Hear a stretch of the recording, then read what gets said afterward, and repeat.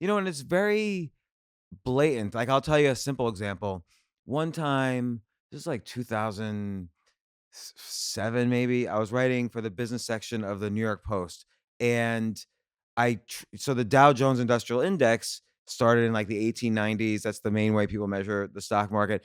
And the original companies, the only one that still exists is General Electric. And I sort of traced the history of the other companies in the original index, and they essentially had gone either bankrupt or disappeared in some way or other. Right. So I wrote this article about it, which was kind of interesting historically, and it shows how sometimes the indices in the market might not mean the same thing.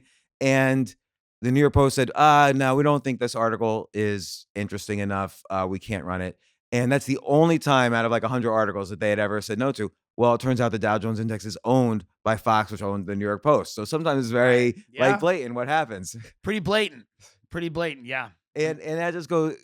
I've noticed that in every news organization I've been involved in, which is another reason why you just nothing nothing at the top layer is accurate. Nothing even at the second layer, like interpreting the top layer, is accurate. Like so there's no way, unless you know people, to get the accurate news of what's happening right now.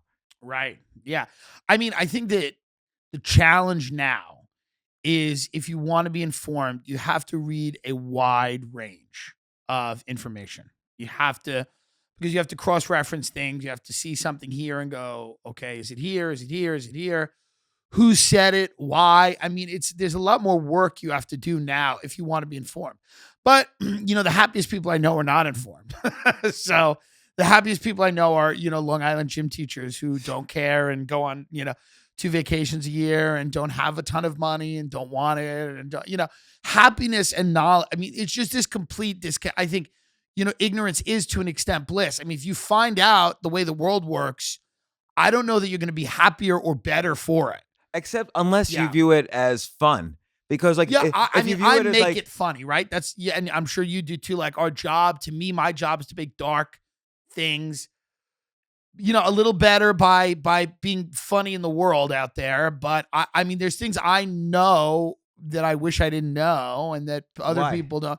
Well, because for example, I mean, maybe wish I didn't know is the wrong word, but like when you're on the outside, there's only 2 places you can be, the inside or the outside. When you're on the outside, you appreciate things in a different way. Before I got into comedy, I appreciated it as kind of like magic. It was like this magic thing that I could just sit back and enjoy.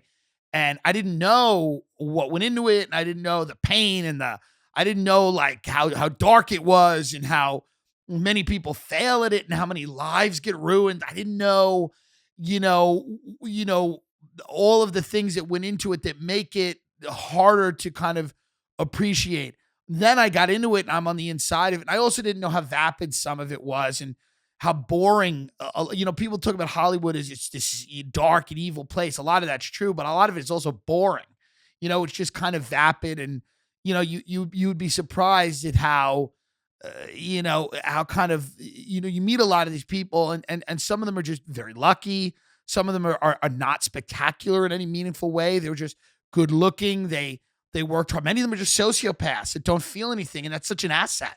Such an asset to not feel anything, Right, when you're to pretend to be something or else. to make yourself into someone who doesn't feel anything. But you can't, in these interviews, no celebrity admits that. No celebrity admits like I wanted this more than my family and friends and any meaningful relationship, and I just literally killed everything inside of me that felt. And I needed to do that they don't say that. They're like, I'm concerned about the climate, because they have to present, because that would ruin it, right? It would ruin it if your favorite actor or actress got on Good Morning America and was like, I was beaten every day by my alcoholic mother and told I wasn't good enough, and that's why I'm here. You couldn't have that. So you have to have somebody invent this narrative that may or may not exist. And sometimes it does, sometimes it doesn't. So when you're on the inside, you realize all that stuff, and it lessens some of it. I guess in some ways it makes it more interesting. To me, it always makes it more interesting. But I don't appreciate it nearly as much as my friends that are just completely in that. Now, obviously, you can never go back. You Right, can and never go back. if you knew this at the age of 25, would you have changed direction? Would you have not gone? No, I would have That's the gone. thing. I would have done exactly what I did.